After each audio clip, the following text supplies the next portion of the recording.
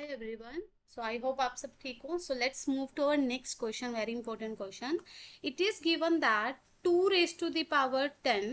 What is given? 2 power 10 plus 2 power 9 times 3 power 1 plus 2 power 8 times 3 power 2 up to 2 times 3 power 9 plus 3 power 10 is also given as s minus 2 power 11. अगर आप इस pattern को observe करें तो 2 की power 10, 2 की power 9, 2 की power 8, सिर्फ अगर हम पहले 2 की पावर्स पे ऑब्जर्व करें तो 2 की पावर कॉन्टिन्यूसली कम होती जा रही है. एंड में शुरू कहाँ से हुई थी? 10 से आके खत्म हुई 0 पे, राइट.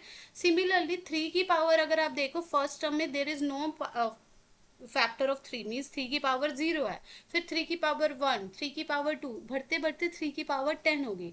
तो अगर आप ध्यान से सोचे तो ये आपका एक ज्योमेट्रिक प्रोग्रेशन है. It is a GP with first term as 2 power 10. And अगर आप ध्यान से देखें जो आपका कॉमन रेशियो मतलब कॉमन फैक्टर होता है जिसे हम मल्टीप्लाई करते जा रहे हैं, ध्यान से देखो 3 की पावर बढ़ रही है तो 3 से तो मल्टीप्लाई कर रहे हैं, पर 2 की पावर एक कम होती जा रही है मतलब 2 से डिवाइड करते जा रहे हैं. तो आर आपका क्या आ गया? 3/2. तो अगर आप देखो इसमें सम निकाल रहे हैं हम ज्योमेट्रिक प्रोग्रेशन की टर्म्स का, तो हमें पता होना चाहिए कितनी टर्म्स है जिसका हम सम निकाल रहे हैं. तो अगर आप ध्यान से देखो 3 की पावर अगर मैं यहाँ 0 लिखूँ, 3 की पावर 0 से स्टार्ट हो गए, 3 की पावर 10 से गए तक गए, 0 to 10 मतलब टोटल एन कितना हो गया आपका? 11. जरूरी नहीं हमें फॉर्मूला ही लगाना पड़े, सीधा दिख रहा है 0 से स्टार्ट हुई 10 तक गई, 11 टर्म्स आ रही हैं.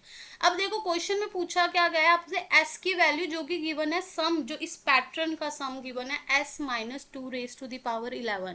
सम हमें मेनली हमें सम ही निकालना है तभी हम एस की वैल्यू निकाल पाएंगे. तो यहाँ पर सम का कौन सा फॉर्मूला आप देख सकते हो यूज होगा? Sum of n terms of a GP where a is the first term, r is the common ratio. वो होता है a time r power n minus 1 over r minus 1, और एन होता है नंबर ऑफ टर्म जिसका हम सम निकाल रहे हैं.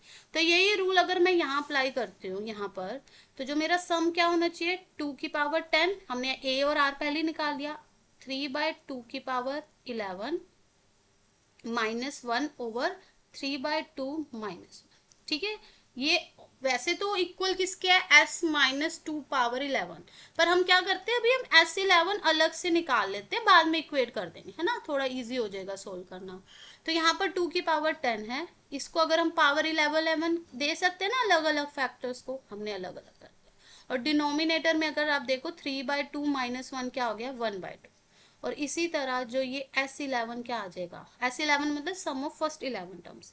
2 की पावर 10 ये हाफ ऊपर जाके मल्टीप्लाई हो गया 2 की पावर 1, और अंदर क्या कर सकते हैं हम? इसको इस तरह से माइनस कर सकते हैं, सिंप्लीफाई फ्रैक्शंस को जैसे करते हैं.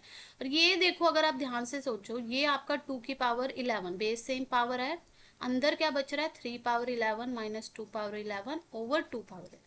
ये तो सेम कॉमन फैक्टर है, ये भी कॉमन डिनोमिनेटर है, so it can be cancel out.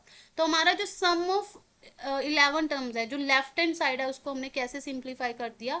3 power 11 minus 2 power 11, ये आ गया. ठीक है, अब बट ये तो हमें निकाल लिया, हमसे ये थोड़ा ना पूछा, हमें क्या पूछा गया? एस की वैल्यू.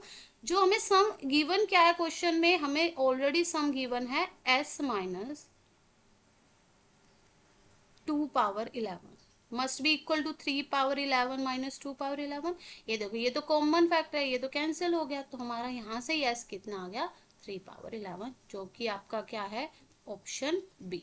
ठीक है, सो वेरी इंपॉर्टेंट क्वेश्चन, खुद करें साथ में. Thank you so much.